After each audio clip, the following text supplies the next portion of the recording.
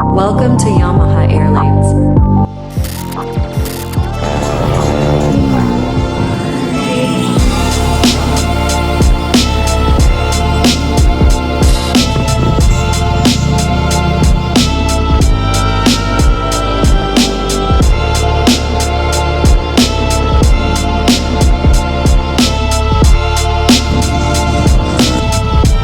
Congratulations, the fastest rider! What is up mga tol? Breezy here.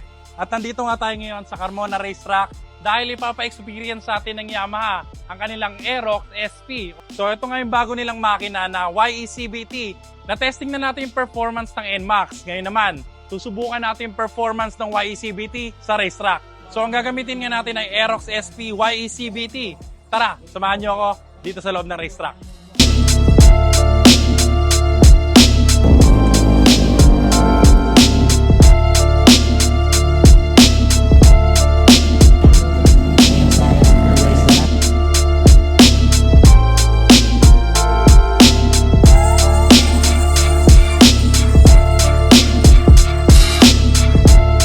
Nagsama-sama na naman kami and last time we get to experience the brand new NMAX Tex-Max with YECBT. This time naman, Aerox SP ang gagamitin natin dito sa racetrack. Almost similar ang tech and specs ng all-new NMAX Tex-Max kumpara dito sa SP. Dito sa Aerox SP, mas feel mo na racing team ang kanyang TFT display. Pero overall, same sila na may YECBT technology. Bonus pa nga dyan ay yung traction control. So bago kami sumalang sa racetrack, nagkaroon muna ng konting rider seminar. Familiarization regarding sa Aerox SP at syempre sa racetrack. So yun na nga, testingin natin ang bagong Aerox SP sa racetrack.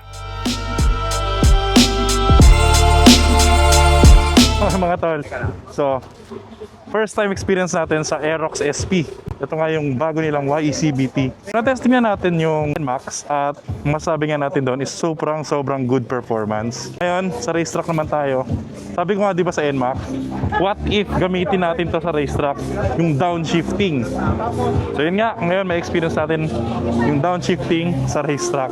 So dito, may enjoy natin yung bagong YECBT. So isa sa maganda rito, tingnan nyo, TFT display. So pag kumpara natin sa NMAX, same naman sila TFT pero magkaiba silang design. Sa NMAX nandito yun, 1, 2, 3. Dito sa Aerox SP, andito naman yung S mode. Tapos number na lang siya. So ang kagandahan dito mga tol, yung ipapagamit sa aming mga motor is mga race bike talaga ng Yamaha. Walang side mirror, naka-tune yung suspension, naka-exhaust na. Tapos yung mga gulong, nakapang race tire na rin ang pang scooter. So kasama nga pala natin si Yolo. Siya yung ano natin ngayon, assistant.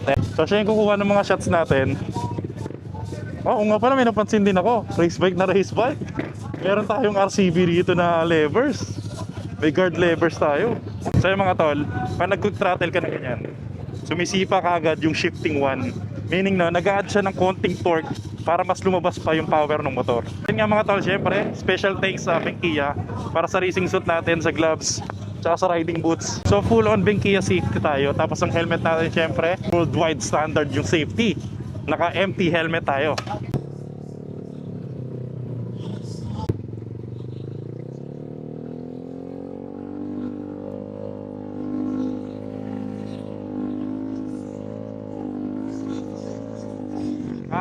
Ngayon lang ulit ako nakapag-race track. Tapos first time experience din natin dito sa bagong Aerox SP.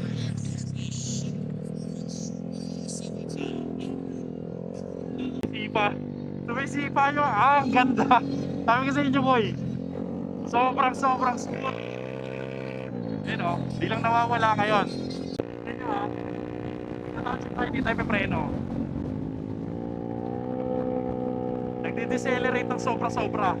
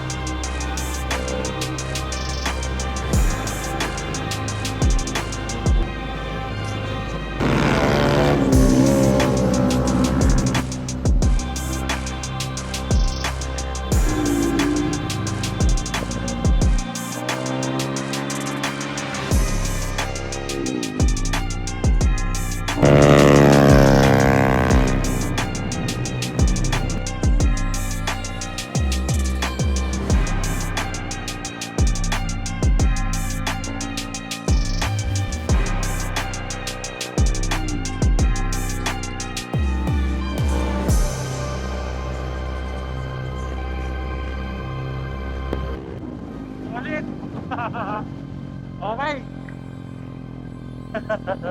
First time, Aerox sa racetrack. First time, Aerox SP. First time, YECBT. Speechless. Napakaganda, napakasabi. Shifting, yung down shifting niya. Ang ganda.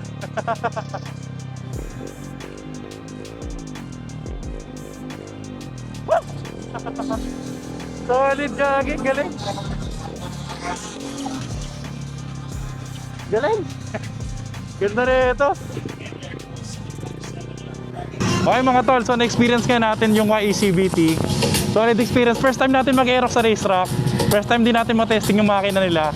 Ang ganda, nakangiti ako. Alam mo yung feeling na para ka naka-underbone kasi downshift ka lang ng downshift. Less time na yung pagpreno mo. So, goods yung YECBT sa racetrack. Try nyo.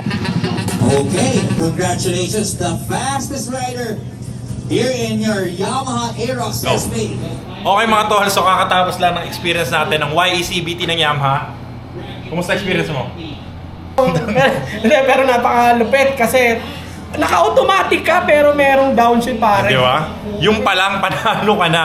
So solid experience, hindi namin nakalain na ganun pala ka-smooth lalo ka sa racetrack. Yung downshifting niya talaga sobrang Mas sulit. magagamit mo dito, yung full potential mo. Oo, yung full potential niya. Eh sa kalye, parang bihira mo siya maano eh. Yung sports mode siguro kasi dagdag nga naman ng torque. Pero nga mga tol, solid experience, nanalo pa tayo ng award. So again, maraming salamat Yamaha. Pinagbigyan ko lang kaya nanalo pare. Salamat. So yun mga tol, marirecommend ba namin? Yes! Kung mamimili Marirecommend. Kung bibigyan ako ngayon bigyan nyo kami. Meron, yung palikod. Ay, kung mamimili ka between standard or SP version. SP talaga. So yun mga tol, maraming salamat sa panonood. Stay breezy lang tayo always. Salamat Yamaha.